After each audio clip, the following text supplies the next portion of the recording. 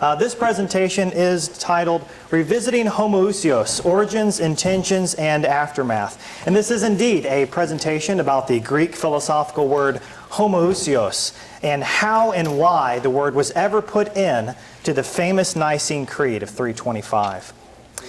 The Council of Nicaea is certainly the most famous of the ancient councils of the Church, and to this day its creed, or a heavily modified form of it, is often thought of as a waymark of Orthodox theology.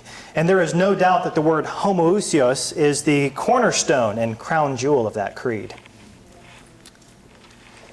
As many of you know, this word, often translated consubstantial or same substance, was used at Nicaea to define the ontological relationship between God and Jesus. The Father and Son were said to be homoousios, of the same substance.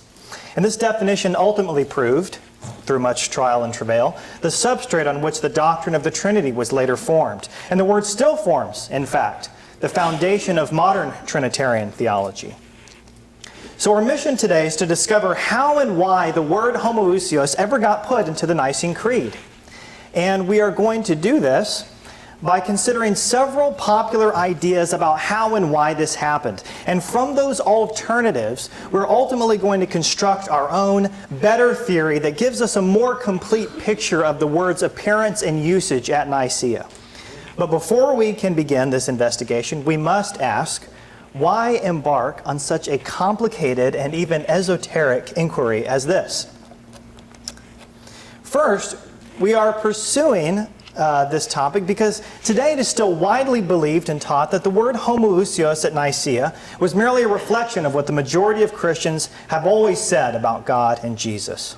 To this day, Nicaea's use of this word is portrayed as a defensive maneuver made by a body of united and true Christians standing together against heretical innovators who had recently dared to suggest that Jesus wasn't God. Thus, by analyzing the origins, intentions, and aftermath of the word's usage at Nicaea, we can gain valuable insight as to whether or not this truly was the case. And second, we're doing this because it will provide a better vantage point by which to make more informed value judgments on its place in Christian confession. And in this light, if we discover that the official story about this word is lacking in some way, if we discover that the crown jewel of Nicaea isn't what it's typically made out to be, then what else about the Nicene Creed might be worth reconsidering? What other traditions might church history challenge us to revisit? And finally, we're doing this because church history is fun. And because truth is important. So, without further ado, we'll get started. I'm going to begin by setting the stage for us and introducing several historical persons of interest who will be involved in some way in the historical theories that we will be analyzing. Now, I've decided to employ some small pictures of these gentlemen as references to help you keep all of this straight. Like any good mystery, there's a tangled web of characters that we're going to need to sort through. And to make matters worse, this mystery is from 1700 years ago, and almost all of the characters' names end in the same three letters, I-U-S. So, in a valiant effort to keep this all as straight as possible, I'll be briefly introducing some of these important persons to you. Okay, first we have Arius. Arius was a presbyter from Egypt who got in trouble with his bishop for saying that the Father and Son were distinct beings and that there was a time when the Son did not exist. The Council of Nicaea was ultimately called to settle this problem surrounding him. Next, we have Constantine, the first Christian emperor. He was the one who called the Council of Nicaea. He wanted the Christians to stop quarreling. He wanted Arius and his opponents to just keep quiet and settle their disagreement in private. But he was ultimately compelled to call the council to fix the matter. Next, we have Hosius. Hosius was an important bishop and was Emperor Constantine's religious advisor. He was instrumental in setting up the council, and he would later preside over other councils of the church as well. Lactantius was Constantine's other religious advisor.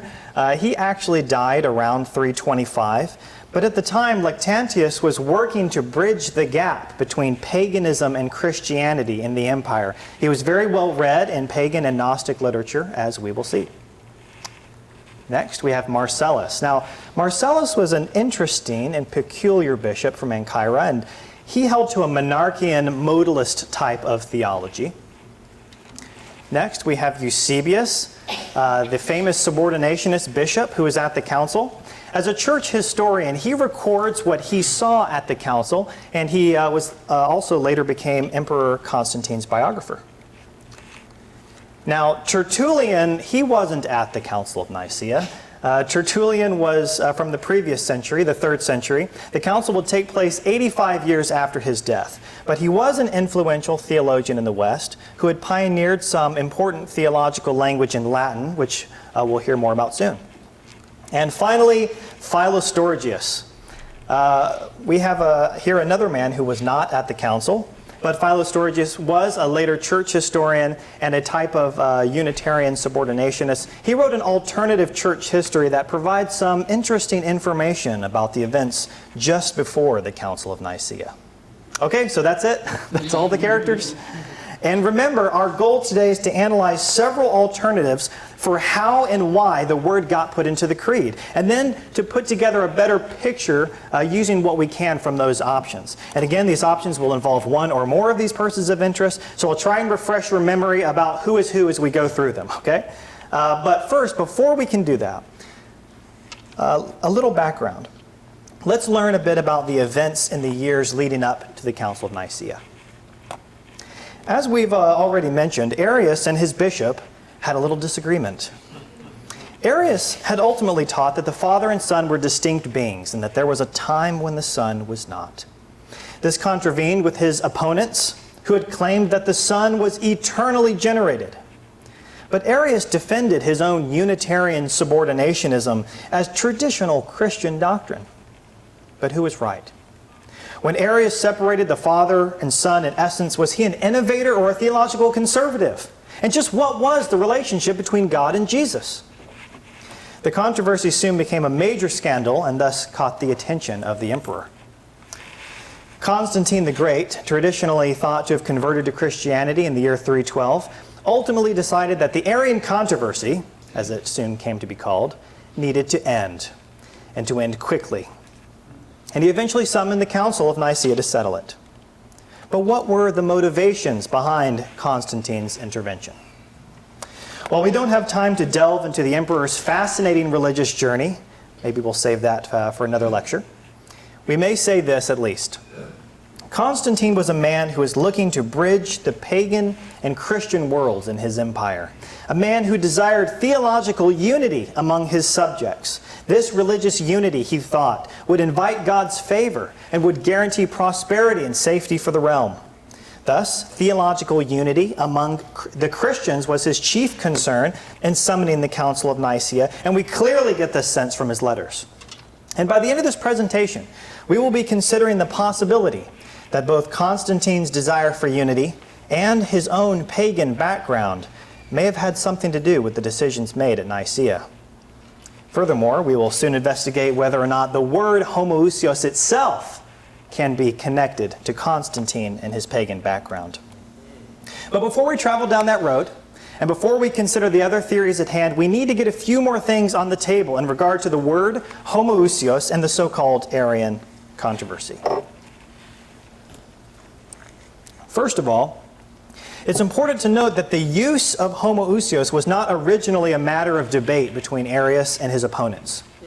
In fact, in Arius' letter, and the way in which he references the term as a definition of relationship between the Father and Son even gives us the impression that he knows his opponents didn't agree with it either.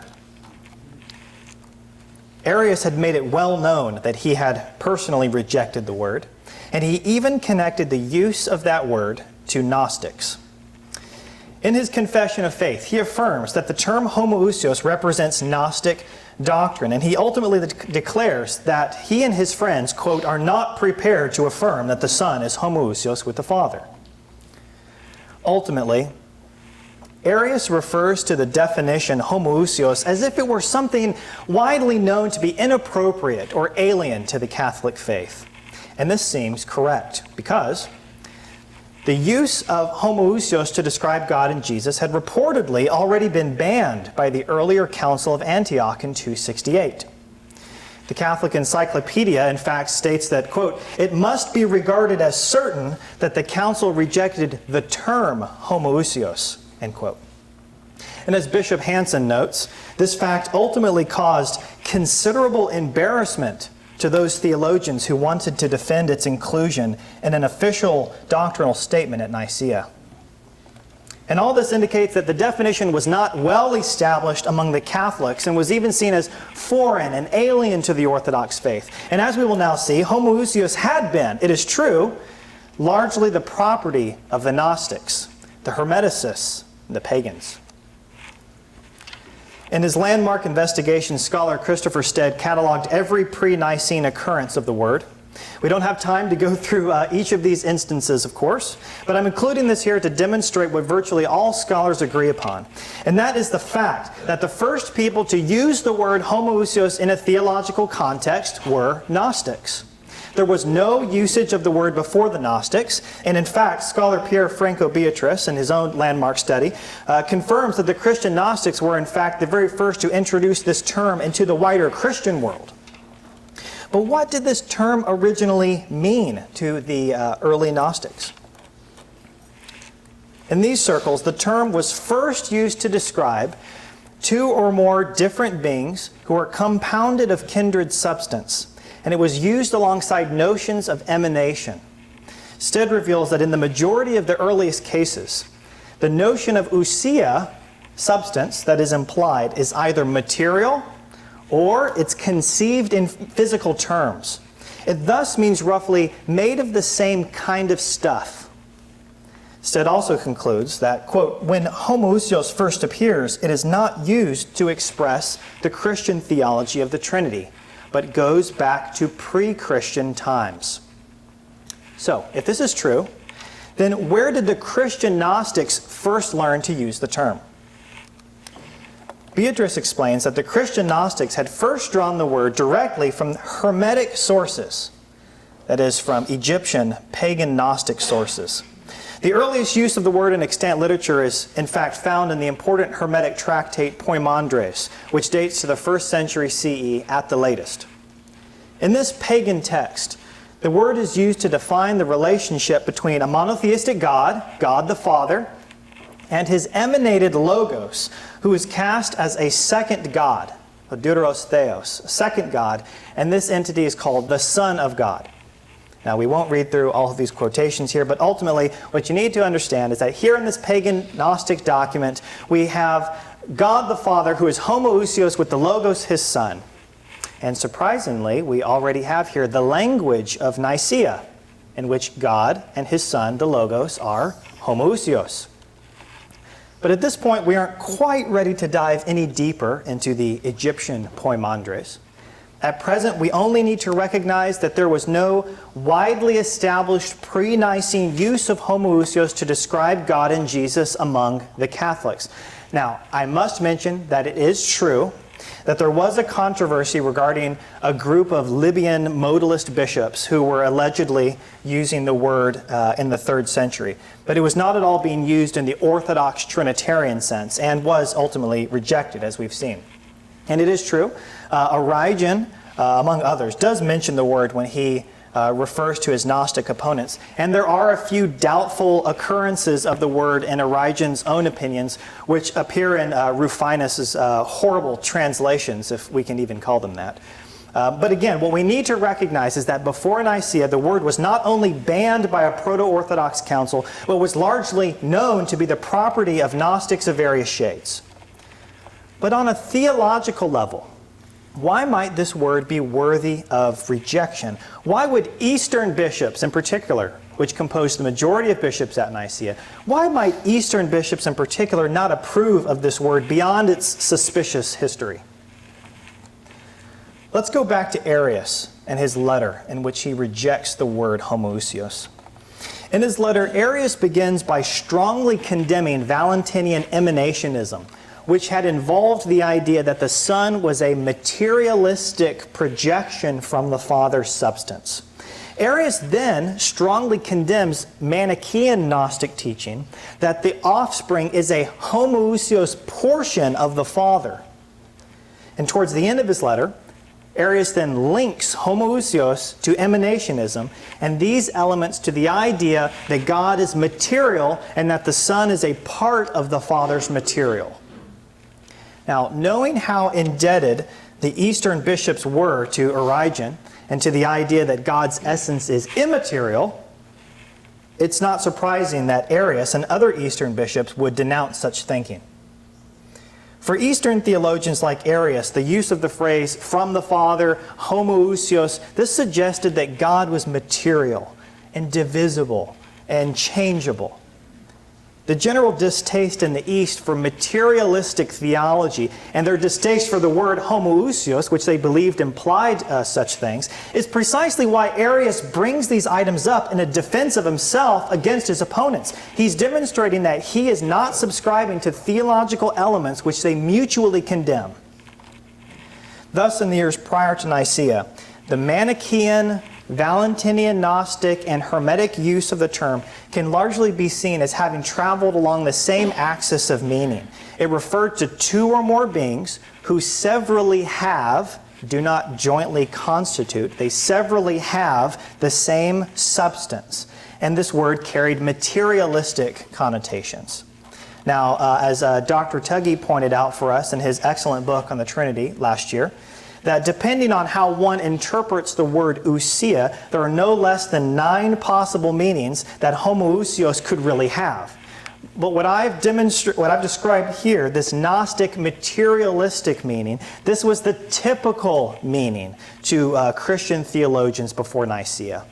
So, from both a theological and a political standpoint, remember it's banned, from both a theological and political standpoint, this would have been an unattractive word to the majority of the bishops at Nicaea. Now, if all of this is true, then how did the word ever get adopted? How did it go from being taboo to being the fundamental definition of orthodoxy? Today we have several options before us, several alternatives for answering how the word got into the creed, and we'll review those options now. And the very last option that we're going to consider will ultimately bring us back to Poimandres, back to Constantine. But first, let's take a look at some of the other alternatives that have been put forth. I apologize for the small print there. This is all in the paper as well. The first of these options we might call Tertullian's tradition. And this is the idea that the word was only an Eastern reflection of Tertullian's Western Latin tradition of una substantia. In other words, that it was agreed upon at Nicaea due to its already being an established way of expressing the relationship between God and Jesus in Catholic tradition. Option B, the anti-Arius maneuver. The word was chosen because it was theologically ambiguous and had no fixed meaning, and because it would serve to expel Arius, remember, who rejected it, but at the same time, it wouldn't force too strict of a doctrine on the rest of the bishops. Option C, Hosius strategy. The word was personally proposed by Hosius of Cordova, either on the grounds that it was an established tradition or that it was ambiguous and would expel Arius. Option D, the word was chosen to deliberately represent the monarchian modalist type theology of Marcellus of Ancyra. And the last one, Constantine's background. The word first appeared due to a theological initiative from Constantine, who learned it from his pagan Gnostic background. Now, this is not an exhaustive list of options, but it's as many as we have time for. But I must point out that in constructing our final theory, there's no need to choose only one of these options. In reality, we may need to determine which combination of these factors ultimately produces, again, the best picture of Nicaea's appearance and the appearance and use of the word at Nicaea. So let's go ahead and start with option A, that the word homoousios was merely an Eastern reflection of Tertullian's Western tradition of una substantia. Okay, so what's the evidence for this?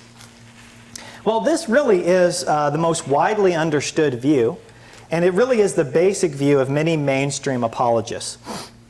They'll argue that Tertullian had already used the Latin version of this word and in precisely the Nicene sense. And to substantiate this, no pun intended, people will point to Tertullian's teaching that the Father and Son are una substantia in Latin, and then they'll say, well, homoousios is merely the Greek translation of this Latin phrase, and so it was only natural that one or more of the bishops would have suggested that it would be put in the creed. However, Beatrice explains that this is an outdated thesis, that the word homoousios was merely the Greek equivalent of the Latin una substantia. Beatrice says that today this theory is, quote, definitely to be rejected. And experts like Christopher Stead and RPC Hansen also say it's to be rejected. Indeed, Tertullian had used the Latin una substantia in his own doctrines, but Tertullian actually uses the Latin consubstantialis or consubstantius when translating the acutely Gnostic word homoousios in his writings against his Gnostic opponents. So the words are not, therefore, equivalent. But if Tertullian's language was not the source of Nicaea's homoousios, was at least Tertullian's theology consciously represented by the council in their use of the word, as is often alleged? Theologically speaking, Tertullian's doctrine, which he chose to represent with the phrase una substantia, is surprisingly similar to the Gnostic theology that he condemned. Taking after the Stoics, Tertullian had believed that God's essence was material. This material God had ultimately emanated out a portion of his divine essence, and this portion had become the Son. Despite a few differences, Tertullian's view and the Gnostic view remain incredibly similar. Both conceive of the divine essence in material terms, hold that the Son was emanated out of this essence, and identify the Son as a portion of God. And on this point, Tertullian actually appears to be in agreement with the Manichaean view reported by Arius. Again, as the majority of bishops at Nicaea were from the East, and thus under the influence of Origen, who said God is immaterial, the bishops at the council would have strongly rejected Tertullian's materialistic theology. Thus, it is extremely difficult to see Nicaea as a reproduction of Tertullian's theology. Indeed, Eusebius reveals that homoousios was conceived of at Nicaea in a strictly immaterial sense. Thus, Tertullian's doctrine was contrary to Nicaea. And as we've already discussed, the word had already been banned as well. So, in the end, I have to agree with Beatrice, with Stead, with Hansen, that this is an outdated notion and is definitely to be rejected. What about option B? The word was chosen because it was theologically ambiguous and had no fixed meaning and would serve to expel Arius without forcing too strict a doctrine on the rest of the bishops. What's the evidence for this? Well, Athanasius could sign on to the word. Eusebius could sign on to the word. Marcellus could sign on to the word. So they could all agree to the language, but each of these theologians held to vastly divergent theologies, and yet they all signed the creed. So it seems obvious that the bishops were interpreting the language in their own way.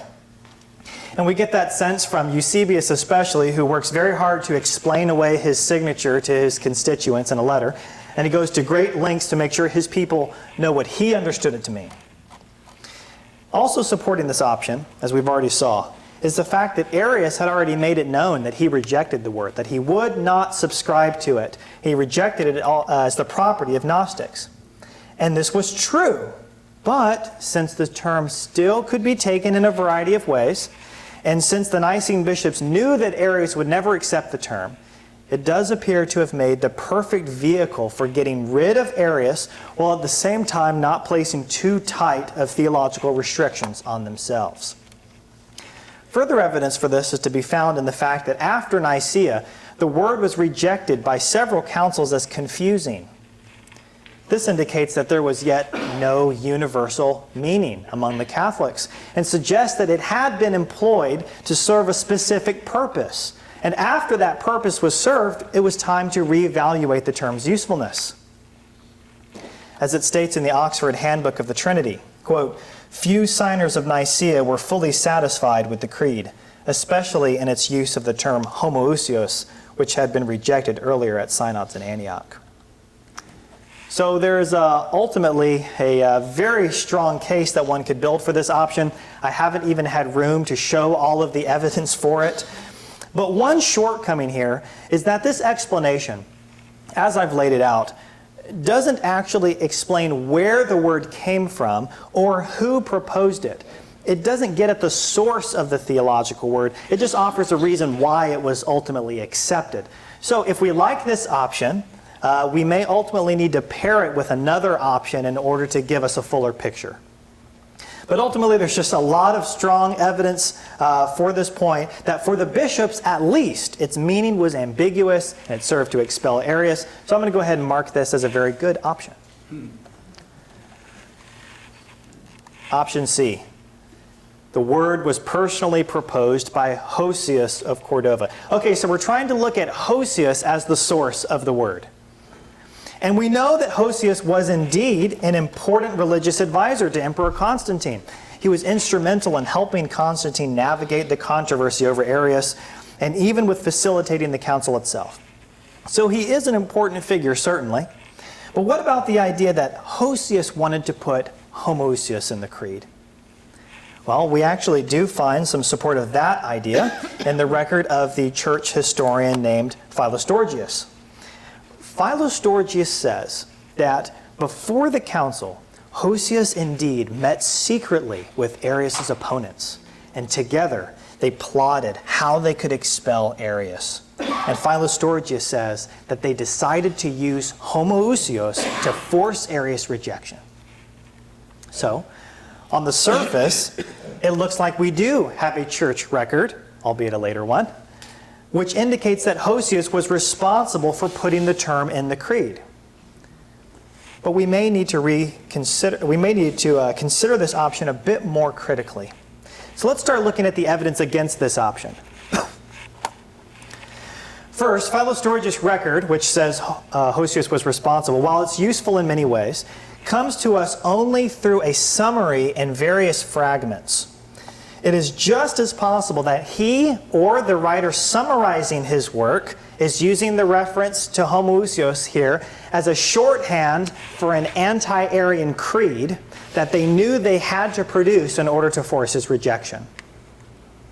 Thus, we cannot be sure that the occurrence of the specific term Homoousios here is from the pen of Philostorgius or from the pen of the writer who is summarizing what Philostorgius meant. Next, we actually find that later, Homoousios was actually instrumental in helping to remove the word Homoousios from later creeds after Nicaea. Homoousios personally presided over the Council of Sardica in 343, in which he removed the word from the official Christian confession. Homoousios' evident discomfort with the word makes it, therefore, difficult to see the term as his pet project at Nicaea. As Beatrice concludes, quote, "This is the decisive proof that Homoousios had no responsibility at all." So while this is an interesting option, there may be more solid historical grounds on which to stand than the evidence presented here with this option. Option D. The word was chosen to deliberately represent the monarchian modalist type theology of Marcellus. Now this is an interesting option. Recent considerations of Marcellus have begun to refocus our attention on this fascinating character. It's now believed that he had much more of an important role at Nicaea than previously thought. It's been said, therefore, that analysis of Marcellus can yield new light on the creed itself. And at first glance, it certainly appears to do so. Due to time constraints, we can't go into all of the details today. Again, I have the paper in the back. But the bottom line is this. In the original anathemas affixed to the Nicene Creed, there is language that sounds modalistic. Okay, it really makes Nicaea sound like the doctrine of Marcellus. And it is true that a few earlier modalists in Libya in the 3rd century had tried to use this word to present their doctrine. And so scholar Alistair Logan, for example, ultimately thinks that Marcellus was responsible for the production of Homoousios at Nicaea. But is there really good enough evidence to make this sort of conclusion? First, we should point out that the case for Marcellus is weakened by the fact that the word never appears in any of his own writings. Second, regarding the language allegedly implying modalism in the Creed, we should point out that the language found in the anathemas changed in meaning over time. At the time of Nicaea, the language could be taken in a few different ways. Nicaea didn't have to be read in a modalistic sense, which is evident by the fact that non-modalists, like Marcellus' enemy, Eusebius, and others, were able to sign the Creed. Next, we can look at the vigorous efforts to defame and depose Marcellus after Nicaea that were made by people who had signed on to the Creed, like the Eusebians. It seems more than reasonable that they had all been interpreting Nicaea in their own way, but when the Eusebians came face to face with the doctrine of Marcellus later on, they clearly rejected it repeatedly. Marcellus' theology was outright condemned by successive councils, and he was even deposed as bishop. In fact, many of the later creeds were developed precisely in opposition to Marcellan teaching. It's almost as if they realized that Nicaea's language had inadvertently left the door open to his theology, and they needed to close it. And finally, it seems that later on, Marcellus actually assisted Hosius in the production of a new creed after Constantine's death, which removed the Homoousion. So again, that makes it harder to associate with him at Nicaea.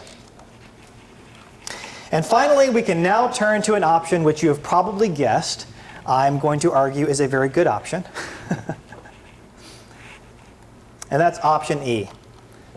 That the word first appeared due to a theological initiative from Constantine, who learned it from his pagan Gnostic background. Okay, so I'll start out by pointing out that it's well known that Eusebius reports in his history that Constantine was indeed the one who personally proposed the word be added to the Creed. So let's start on the negative side this time, okay? We're going to start on the negative side. What might be the evidence against this? What's a reason why we might not believe Marcellus and his report that the emperor was responsible? Well, it's clear that Eusebius was a political propagandist. Historians have called him the great publicist of Constantine and a political theologian. His records have experienced constant criticism as the biased accounts of a political survivalist. And this fact taints the overall sense of reliability that we get from Eusebius' work. In other words, we might be wary of this option due to the possibility that Eusebius simply made it up. But maybe the evidence for this option will be enough to overcome our wariness. And there is indeed a lot of evidence for option E. But first, let's take a closer look at the aforementioned objection. Before we call someone a liar, we have to first establish a clear motive. After all, Eusebius was there at the council, and the events were witnessed by around 250 bishops and doubtless others, and his records are intended to be an eyewitness account. If we can't establish a motive for why Eusebius would lie that Constantine inserted the Homoousion, then it's unlikely that our theory will stand up. Yes, it's true. Eusebius was a propagandist and often wrote in praise of the emperor. But why would he invent this particular story? Looking back, the idea that an unbaptized Roman emperor inserted and then insisted on this banned term and exercised such influence on this Christian council has been more of a bother to defenders of Nicaea than anything. Even today, apologists are constantly having to deal with the unfavorable implications of this story, and they have to explain it away or to argue that Constantine didn't really have that much influence at Nicaea, or that, oh, well, Constantine had actually learned it from a Christian bishop like Hosius, and on and on.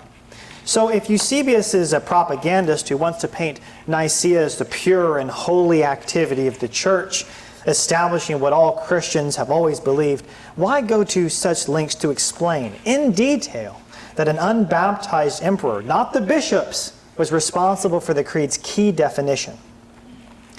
Regardless, this is the report of Eusebius, and it's actually one which a great many church historians agree with.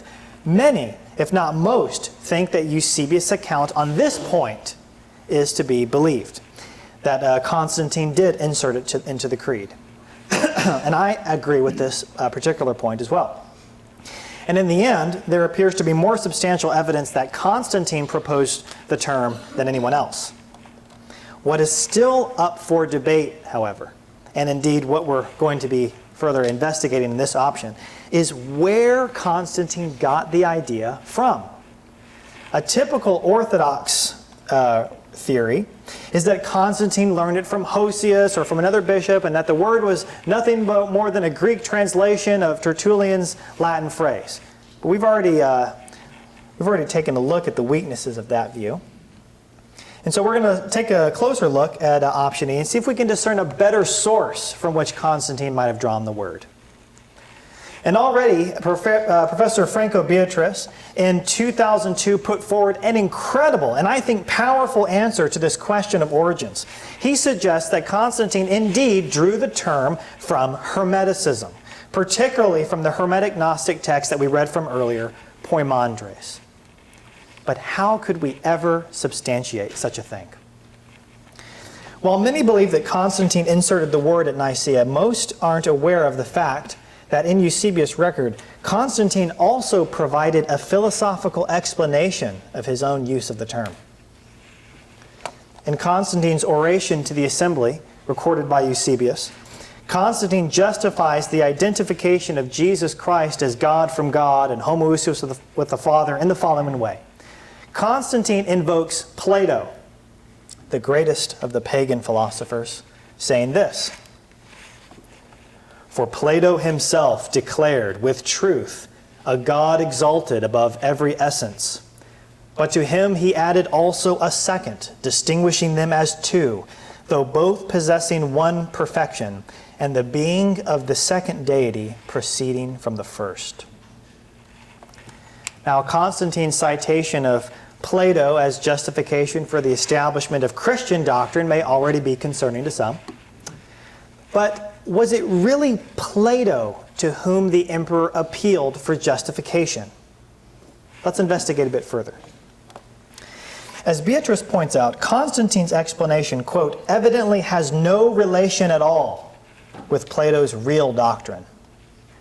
Indeed, as Beatrice reveals, the Plato recalled by Constantine is just a name used to cover over precisely the Egyptian and Hermetic theology of consubstantiality of the Logos Son with the Father. In other words, what you're reading here is a Hermetic interpretation of Plato. But where did Constantine ever learn to read Plato in this acutely Hermetic way? There's been much talk about Constantine's religious advisor Hosius, but perhaps there hasn't been enough attention on Constantine's other religious advisor, Lucius Lactantius.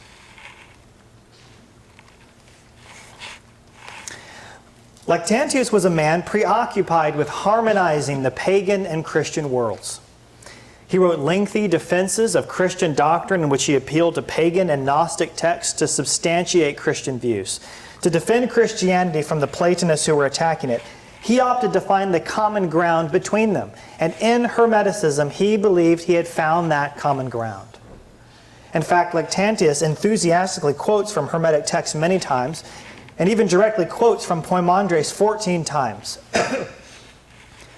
Now, with Lactantius' grand purpose of establishing a theological relationship between Platonism, Hermeticism, and Christianity in view, it becomes easy to believe that he would have, as Constantine's religious advisor, shared these sentiments and insights with the emperor. But most importantly, almost mirroring Constantine's same quote about Plato, Lactantius himself says this, quote, Plato spoke about the first and second God. And then Lactantius says that Plato was only following the teaching of Hermes. This is just incredible, incredible evidence. And this provides the most direct and obvious path towards answering the question of how Constantine learned to read Plato in the Hermetic way that he did. He learned it from his advisor Lactantius. Professor Beatrice ultimately postulates that, quote, in the years of the outbreak of the Arian controversy, Lactantius might have played a decisive role in influencing Constantine's Hermetic interpretation of Plato's theology, and consequently with the emperor's decision to insert Homoousios in the Council of Nicaea.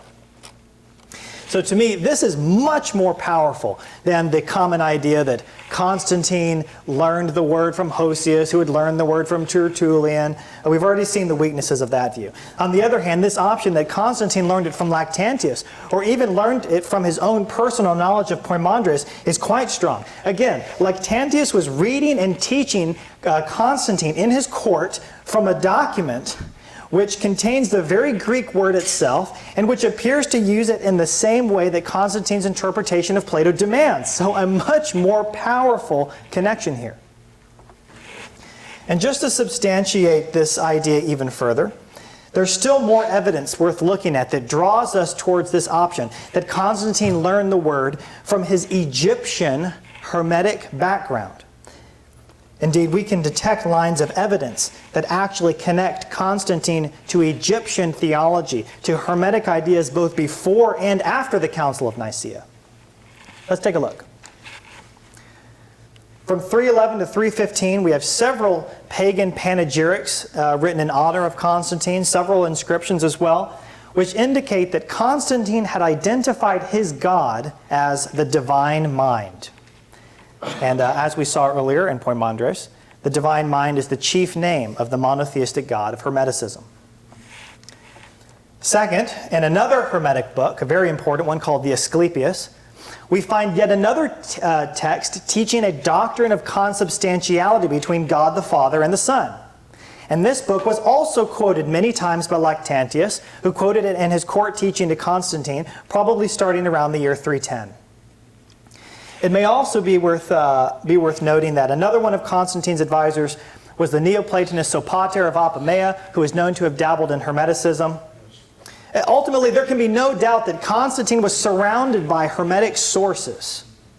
But lastly, and here is the most interesting evidence of all, in the year 326, probably less than 1 year after the Council of Nicaea, we have on record that Constantine sent a pagan mystic named Nicagoras on a trip to Egypt. Constantine sent Nicagoras to the Egyptian Valley of the Kings. As you may know, the Valley of the Kings is the famous burial site of the ancient pharaohs of Egypt. And Constantine had ostensibly enabled this pagan to make a journey specifically to the syringes, which are the underground tunnels beneath the Valley of the Kings.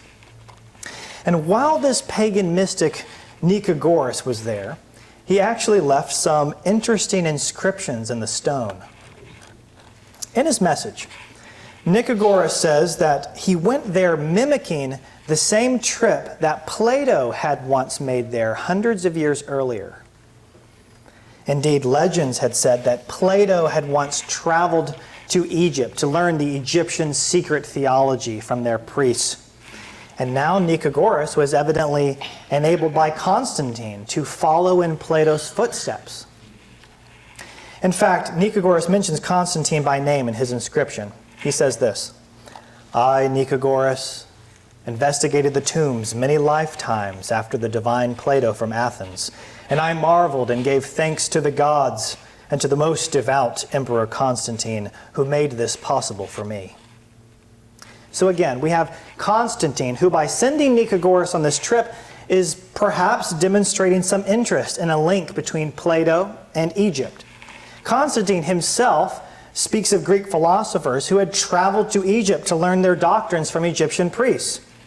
And to further establish the connection of this strange trip to the Homoousios of Nicaea, we can look at yet another inscription found in the area where Constantine sent Nicagoras. On the stone walls of the tunnels, just what do you think was found inscribed there? The word Homoousios. Yes, the place where Constantine sent a pagan mystic to follow in Plato's footsteps in Egypt actually had Homoousios on the wall in Greek. And not only that, but if you look at the full inscription, it sounds very much like Nicaea. There was a unique mind, and from him came the intelligent Logos, the eternally incorruptible Son, reflection of the intelligent Father, one with the Father, distinct from the Father only by name, but one with the Father and one from one, Homoousios, eternally incorruptible. Just incredible. Again, the Logos, the Son, is homoousios with God the Father, just as we saw in the Hermetic text, just as we see in Constantine, and just as we see in Nicaea. So ultimately, we have several sources which connect Plato, Egypt, and Hermetic theology, which can all be traced to Constantine. Thus, in the end, the Egyptian Hermetic theology provides the most direct and obvious link between Constantine and homoousios. As Beatrice finally concludes, this demonstrates that, quote, the specifically theological use of homoousios should be traced back to its real Egyptian pre-Christian roots. And I ultimately agree that an element from Greco-Egyptian religion, specifically Hermeticism, was indeed what Constantine inserted into Nicaea. So I'll rate this a very good option. But if we like this, we're still left with the question of precisely what Constantine meant by the word. So we'll now quickly turn our attention towards Constantine's personal understanding of homoousios. What do the available sources tell us about the emperor's theology at the time of Nicaea? We have three sets of data to consider before making a conclusion about his personal beliefs at the time of Nicaea. And I'm going to go very quickly through these, and then I'm going to sum it all up at the end, okay? So don't worry. First, in Constantine's oration, written around the time of Nicaea, perhaps a couple of months before Nicaea, perhaps a couple of months after, it's not quite agreed upon, the emperor says that his own doctrine agrees with the doctrine of the great Plato, who he said had taught the following sound sentiments with truth. Okay, so this is how Constantine represents his own doctrine. There are two gods, distinguished numerically as two. Both possess one perfection. The being of the second deity, or the second God, proceeded from the first. The second deity is the obedient agent of the first God. And the second deity, the Son and Logos, is also to be named God.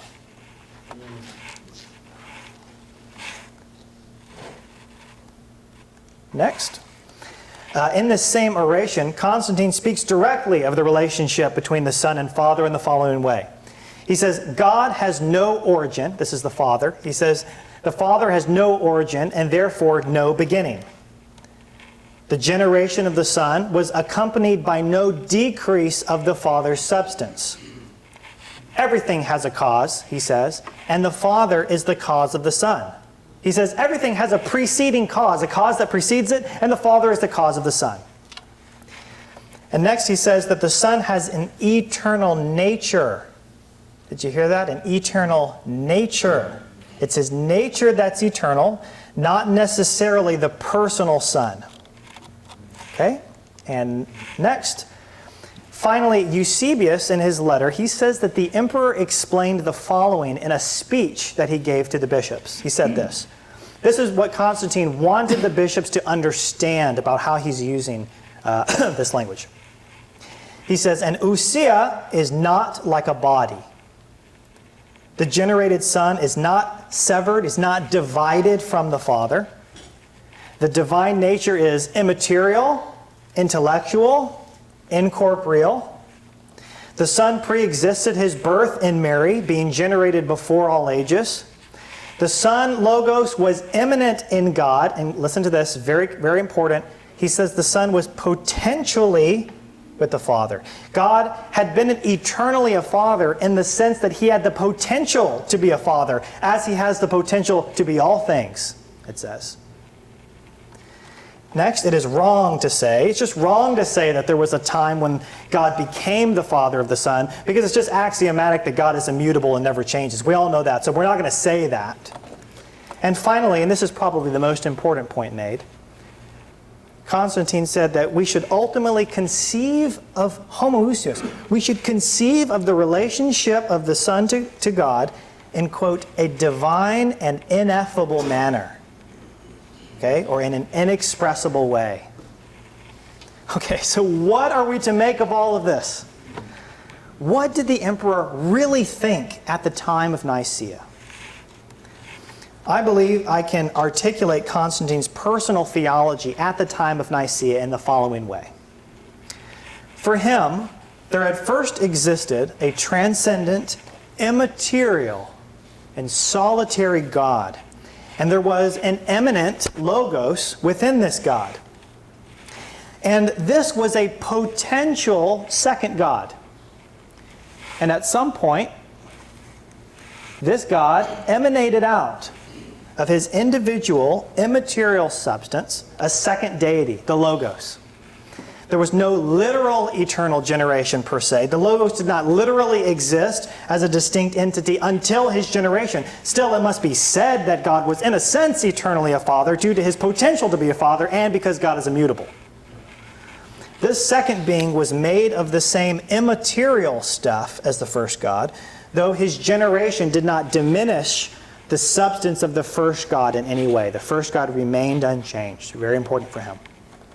And I think this is ultimately how we can read Constantine's comment that the Son was not divided from God. That sort of language, severing and dividing, it had materialistic connotations. For most people, it implied a diminishing of the Father. So by saying emphatically that they weren't divided, it didn't necessarily mean that there was an organic connection between them. But it was describing the fact that the Father's substance wasn't diminished. So there were ultimately two gods, right? Constantine says they're to be distinguished numerically as two. And they were homoousios, made of the same kind of stuff. Two beings who severally have, but do not jointly constitute, the same ousia. And the Son is the subordinate agent of the Father. But how can this be? How could Constantine hold to this sort of theology, you might ask? Nicaea's creed clearly anathematizes anyone who says the Son was not eternal. In other words, that there was a time when God was not a Father. How could Constantine, believing such things, endorse such a creed? Well, it's through Eusebius' letter that we see that even Constantine had read the language of the creed in his own way for the sake of unity. During the proceedings, I believe that he could see that the majority of the bishops wanted to say that the Son existed eternally. They wanted to say that God was eternally a Father. So he, like Eusebius and others, interpreted the language to fit his own theology in order to establish a consensus.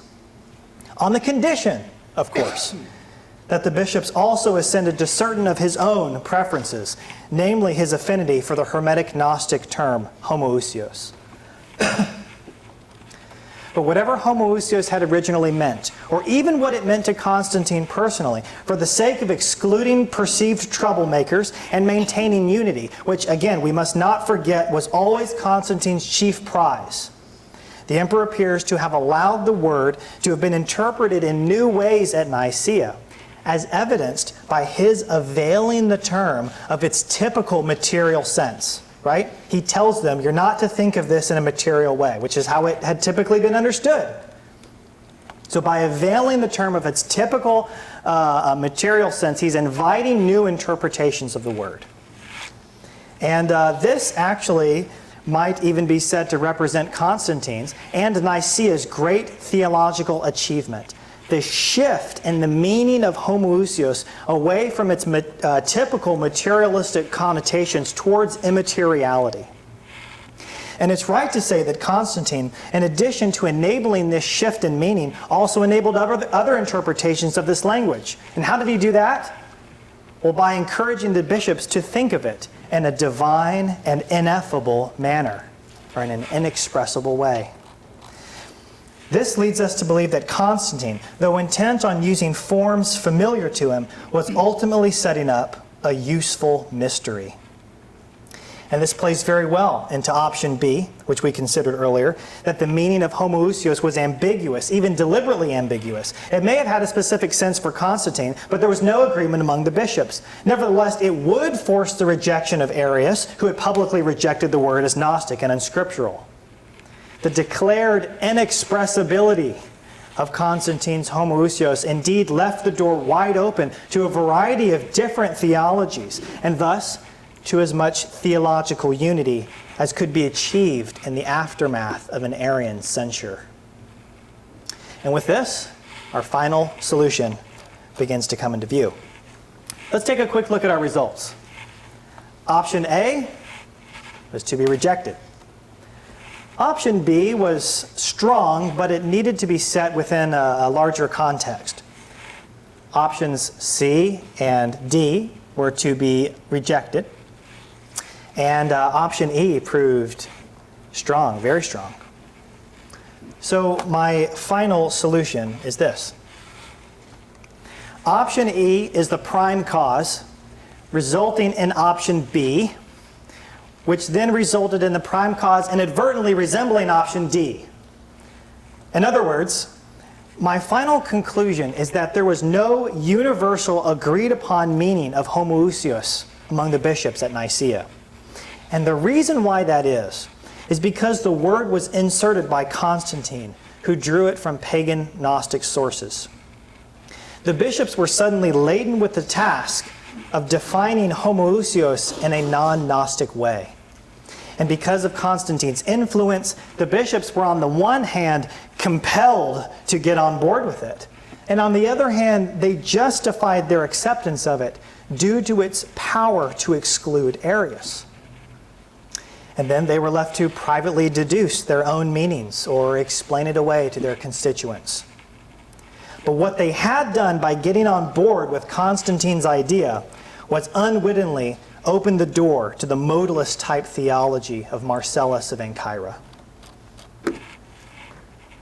And what did the immediate aftermath of Nicaea look like? Later, some of the anti-Arian bishops revealed that during the council, they had been reduced to silence in order to preserve peace. Remember, peace, unity, consensus. This is what's at stake. Of course, Arian signatories, remember, some of the Arians consented to be exiled with Arius. Some of them didn't and signed the creed. But some of them we know, like the Bishop of Nicomedia, we know he later confessed to Constantine that in signing, he had only been, quote, subscribing to the heresy from fear of you. It was thus a problem for anti-Arians and Arians alike, both at the council and in its wake. Constantine, on the other hand, had been convinced that Christian doctrine could be interpreted through the forms of pagan tradition. He furthermore shared the concern of the anti-Arians and hoped that through such categories he could preserve the divinity of the Son, keeping him on the side of the divine Father, and enable a theological consensus at the same time.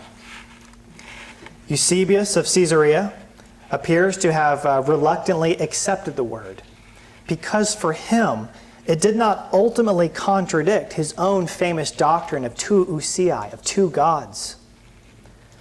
Though Eusebius was hesitant to assent to it for the many reasons we've just described, when Constantine absolved the word of its materialistic connotations, it appears surprisingly conducive to Eusebian theology. Now, Marcellus of Ancyra, he wrote against both the Eusebians and the Arians, strongly arguing that Eusebius and the Arians were in fact crypto-hermeticists and Gnostics. He even says repeatedly that the Eusebians and the Arians had borrowed their doctrine of two hypostases from Plato and Hermes. He accuses them of that. Evidently, this is because Marcellus saw that Eusebius' doctrine of two gods was akin to the Hermetic doctrine of two gods. But it was thus akin to the emperor's doctrine as well. It's interesting that Marcellus, in his dramatic critique, stopped short of directly criticizing the word homoousios, perhaps because of Constantine's authorship, and the fact that the emperor was the real crypto-hermeticist, actively infusing Christian confession with borrowed and alien elements. Hosius, the emperor's advisor, was evidently disappointed. Seems to be the case. He left Constantine immediately after the council, And the bishop, once an important and prominent ally of the emperor, seems to have stayed relatively silent until the death of both Constantine and Eusebius, his enemy. After his old master and his foe had both passed, Hosius returned with Marcellus and reformulated an Orthodox creed without the word homoousios. Perhaps we should read this as Hosius and Marcellus' revenge on Constantine's crypto-hermetic innovation, which had been accepted by their common enemy, Eusebius. And it is true that the word continued to pose a problem in the subsequent debates and remained a stumbling block both for Arians and their opponents. And it was not until the 380s that the Emperor Theodosius, endorsing the innovations of the Cappadocian Fathers, finally cemented the word into Christian confession. Homoousios was thus finally accepted, not through wide theological persuasion, but at the point of an emperor's sword. Thus we have the repeated insistence of the Roman state, first by Constantine, then by Theodosius, to ultimately thank for homoousios.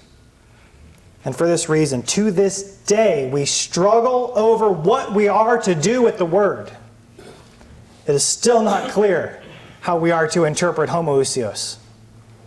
Nevertheless, it is still the cornerstone of Trinitarian orthodoxy today. The word homoousios has remained, it is true, a bleeding wound in the midst of Christian confession, and one so far carefully covered over and ignored. There can, in the end, be little overestimation of the trouble caused by Constantine's efforts to unify theologically the Christian leaders at Nicaea, and to do so through the theological forms of pagan Gnosticism. Neither can we overestimate the impact that 4th century politics had on the church's response to Constantine's initiative. Ultimately, new ways forward must be found for church history and for Christian theology, paths which lead us directly through the murky origins of our most sacred traditions.